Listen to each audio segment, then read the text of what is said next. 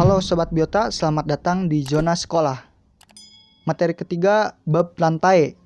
Di materi sebelumnya kita sudah mempelajari mengenai ciri-ciri umum dari plantae, cara hidup, dan juga habitat dari plantae. Nah, materi ketiga ini kita akan mempelajari tentang klasifikasi atau pengelompokan dari kingdom plantae.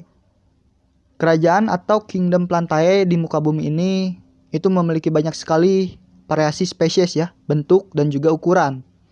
Ada lumut yang berukuran hanya 1-2 cm. Ada juga pohon sequoia yang tingginya bisa mencapai 100.000 cm atau 100 meter ya. Nah, mengingat banyaknya jenis dari tumbuhan ini, para ilmuwan pun melakukan pengelompokan tumbuhan. Tujuannya untuk memudahkan kita dalam mengenal dan mempelajari tumbuhan.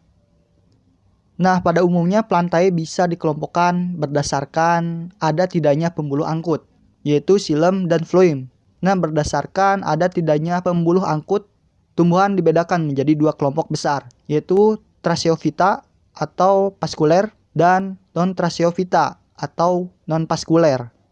Trachyophyta merupakan kelompok tumbuhan yang mempunyai jaringan pembuluh angkut untuk mengangkut air dan unsur-unsur hara atau nutrien ke seluruh tubuh.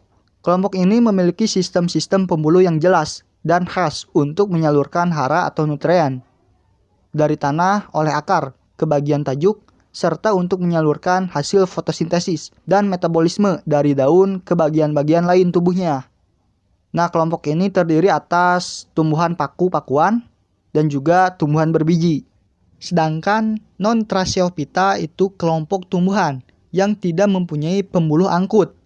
Nah, meskipun tumbuhan non-Trachyophyta tidak memiliki jaringan pengangkut, tetapi mereka memiliki jaringan sederhana yang khusus untuk transportasi air internal. Kelompok ini terdiri dari tumbuhan lumut ya, atau bryophyta.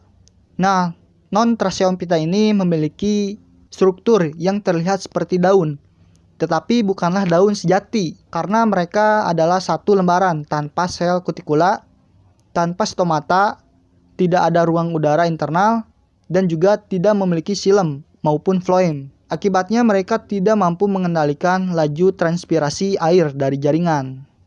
Nah, selain klasifikasi plantae berdasarkan ada tidaknya jaringan atau pembuluh angkut, plantae juga bisa diklasifikasikan berdasarkan organ reproduksinya. Nah, berdasarkan ini plantae dibagi menjadi dua kelompok, yaitu. Tapi sebelum itu, for your information sob, channel ini memiliki bab konten diantaranya zona sekolah, zona binatang, zona akuatik, zona tumbuhan, zona biobisnis, zona peliharaan, zona biotraveling. Channel ini dalam tahap pengembangan, maka akan sangat berharga bagi kami jika Sobat Biota semua membantu channel ini untuk berkembang, minimal dengan cara mensubscribe channel ini. Jadi, please for subscribe now. Yaitu Cryptogame dan Phanerogame. Phanerogame diambil dari kata phaneros yang artinya tampak jelas, dan juga gamein yang artinya kawin. Berarti Phanerogame adalah kelompok tumbuhan yang memiliki organ reproduksi yang jelas dan dapat dilihat oleh mata kita, yaitu organ reproduksi berupa bunga atau strobilus. Bunga ini dimiliki oleh kelompok Angiospermae, yaitu kelompok tumbuhan yang bereproduksi menggunakan bunga, atau disebut juga tumbuhan berbiji tertutup ya, seperti contohnya pohon cabai.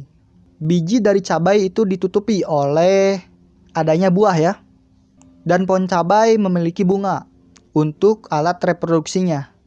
Sedangkan strobilus dimiliki oleh kelompok Gymnospermae, yaitu kelompok tumbuhan yang bereproduksi dengan strobilus atau biji terbuka, seperti contohnya pinus. Nah, biji pinus ini tidak dilapisi oleh adanya buah ya, jadi telanjang, maka disebut dengan biji terbuka.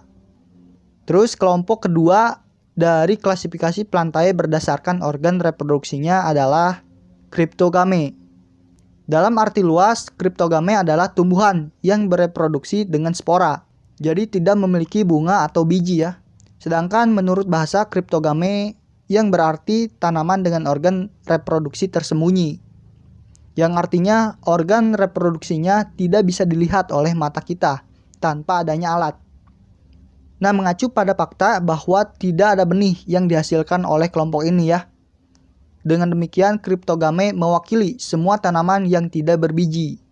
Sedangkan tadi Phanerogame itu adalah merupakan kelompok tumbuhan yang berbiji ya. Itu seperti Angiospermae berbiji tertutup dan juga Gymnospermae berbiji terbuka.